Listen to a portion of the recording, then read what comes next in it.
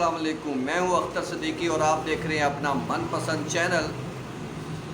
آئندہ عام انتخابات میں کون سی سیاسی جماعت انتخابات میں کامیابی حاصل کرے گی؟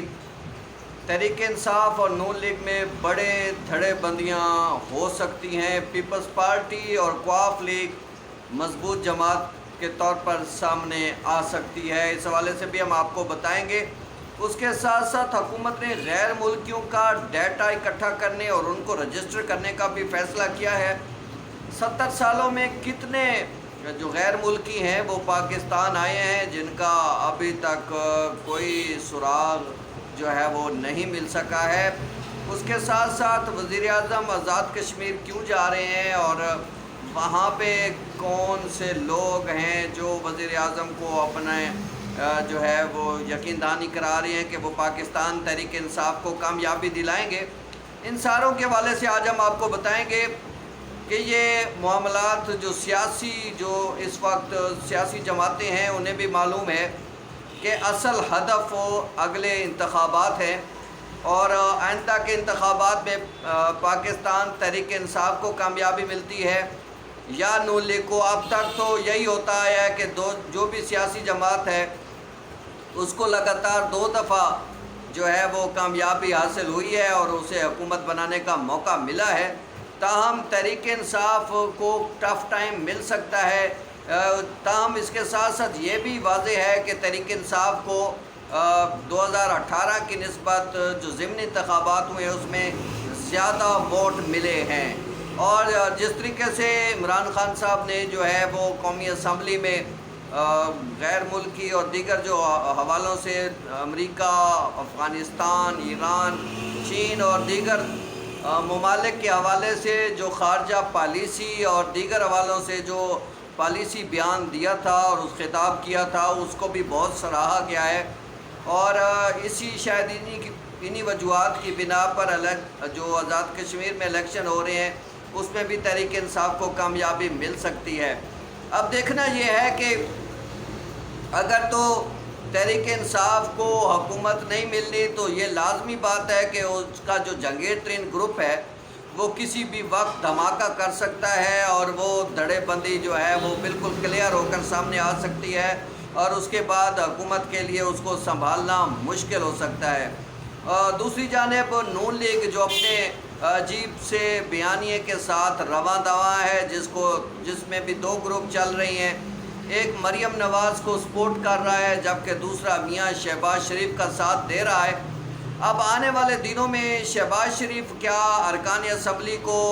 اس بات پر مطمئن کر لیں گے کہ نون لیگ کو مصالحانہ سیاست ہی جاری رکھنی چاہیے اور مسلم لیگ نون کو جارحانہ سیاست نہیں کرنی چاہیے، قومی اداروں کے حوالے سے بیان بازی کا سلسلہ بند ہونا چاہیے، اور جبکہ مریم نواز جو فوج اور دیگر اہم ترین ملکی ادارے ہیں ان کے خلاف جو مسلسل بیان بازی کر رہی ہیں وہ بھی ایک گروپ کی نمائندگی کر رہی ہیں ایک لحاظ سے۔ تو آنے والے دنوں میں اور الیکشن سے قبل یہ بہت اہمیت کی بات ہے کہ اگر نون لیگ دھڑے بندی کا شکار نہ ہوئی تو اس وقت نون لیگ کی پوزیشن جو ہے وہ سیاسی طور پر مستحکم نظر آ رہی ہے، جبکہ تحریک انصاف کی پوزیشن جو ہے وہ معاشی عدم استحکام اور دیگر جو حالات چلتے رہے ہیں، کرونا کی وجہ سے مسائل پیدا ہوئے ہیں، اور پھر ان دنوں جو لوڈ شیڈنگ کا مسئلہ بنا ہوا ہے، اس کے ساتھ ساتھ مہنگائی نے لوگوں کا جینا دوبر کر رکھا ہے، کاروبار نہ ہونے کے برابر رہ گئے ہیں، اور اسی طرح گیس کی بھی لوڈ شیڈنگ اور پھر باہر سے چیزیں منگوانا، چینی سکینڈل، آٹا سکینڈل، یہ ساری چیزیں بھی حکومت کے لیے سوانح روح بنی ہوئی ہیں اور آنے والے دنوں میں حکومت کے لیے یہ مسئلہ بن سکتی ہیں۔ تاہم اگر حکومت نے ان آخری دنوں میں اچھے انداز سے اپنا کردار ادا کر لیا، حکومت اچھی کر لی،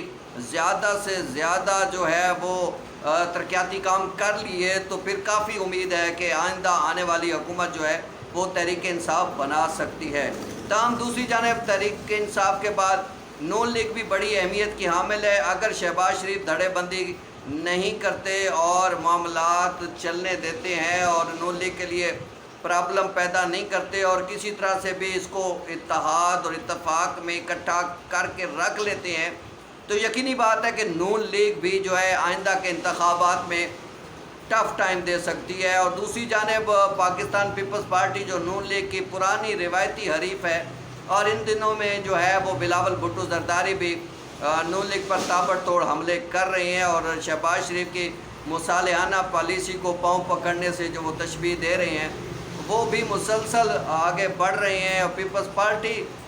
کے بہت سارے کھلاڑی چونکہ اس وقت قانون کی زد میں ہیں، ان کے خلاف کیسز چل رہے ہیں، معاملات بڑھ رہے ہیں آگے، اور ان کے لیے مسائل بھی پیدا ہو رہے ہیں۔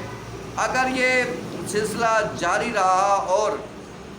پاکستان پیپلز پارٹی اپنے معاملات پر ڈٹی رہی، تو لوگ ایک بار پھر جو ہے وہ ان کو قید و بند کی صورتیں برداشت کرنے اور پھر یہ تکلیفیں اٹھانے پر ان کو ووٹ دے سکتے ہیں۔ تاہم آنے والا جو وقت ہے وہ انتہائی اہم ہے، اور اب لگ یہی رہا ہے کہ ہر جماعت اپنے اپنے طور پر کوشش کر رہی ہے کہ وہ کسی طرح حکومت بنانے کے لیے اپنی تیاری مکمل کرے، اور معاملات کافی آگے بڑھ بھی رہے ہیں۔ آنے والے دنوں میں کیا ہوگا، کیسے ہوگا،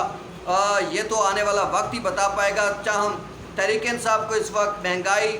اور لوگوں کے جو مشکلات ہیں ان کو دور کرنے کا مسئلہ درپیش ہے۔ نون لیگ کو بیانیہ مسائل بنائے ہوئے ہے، جبکہ پاکستان پیپلز پارٹی کو کرپشن اور اس پہ لگے الزامات مسائل پیدا کر رہے ہیں۔ آنے والے دنوں میں کیا ہوگا، آنے والی حکومت کس کی ہوگی، وہ میں آپ کو بتا چکا کہ نون لیگ اگر دھڑے بندی روکنے میں کامیاب ہوئی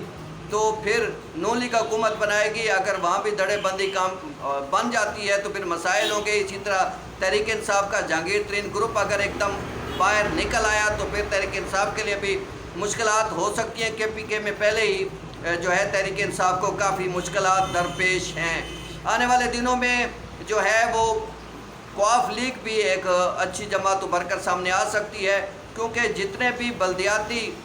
نمائندے ہیں ان میں زیادہ اکثریت جو ہے وہ قواف لیگ سے تعلق رکھنے والے لوگوں کی ہے، یا نون لیگ سے لوگ تعلق رکھتے ہیں۔ اس لیے آنے والا الیکشن بلدیاتی انتخابات کے بعد بہت زیادہ اہمیت کا حامل ہوگا۔ آنے والے دنوں میں تحریک انصاف کیا ترقیاتی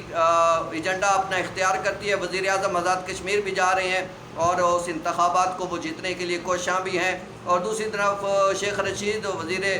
داخلہ نے دھماکہ کیا ہے کہ وہ غیر ملکیوں کی رجسٹریشن کرنے جا رہے ہیں، کیونکہ ان کا کہنا یہ ہے کہ 70 سالوں میں پاکستان میں 40 سے 50 ہزار ایسے غیر ملکی آئے ہیں جن کا کوئی عطا پتہ نہیں ہے۔ کیا واقعی ایسا ہے؟ اور شاید اسی وجہ سے بلیک واٹر اور اس طرح کی بہت ساری تنظیمیں بھی سامنے آئیں اور معاملات بڑے حد تک بڑے خراب رہے۔ اسامہ کے خلاف آپریشن بھی ہوا اور بہت سارے اور بھی معاملات بگڑتے رہے، اور صورتحال انتہائی خراب رہی۔ دیکھتے ہیں کہ آئندہ آنے والے دنوں میں حکومت کیا ڈیلیور کر پائے گی یا نہیں۔ اور ایک اور اہم بات جو صدیق جان پر جو حملہ ہوا تھا اور جس کے بارے میں اب میڈیا میں کافی آوازیں بھی اٹھائی جا رہی ہیں، میں خود بھی صدیق جان کے اس معاملے پر جو ہے ان لوگوں کی شدید مذمت کرتا ہوں جنہوں نے صدیق جان پر جو ہے وہ حملہ کیا ہے، حالانکہ وہ اپنے کردار کو، اپنے کالے کارناموں کو چھپانے کے لیے کوشاں ہیں، جبکہ دوسری جانب صدیق جان متوسط طبقے سے اٹھنے والی ایک مؤثر اور مضبوط آواز ہے کہ جس نے اپنی محنت سے، اپنی کوششوں سے آگے بڑھنے کے لیے کوشش کی ہے، اور وہ اپنی محنت سے آگے بڑھ رہے ہیں جو شاید لوگوں کو اب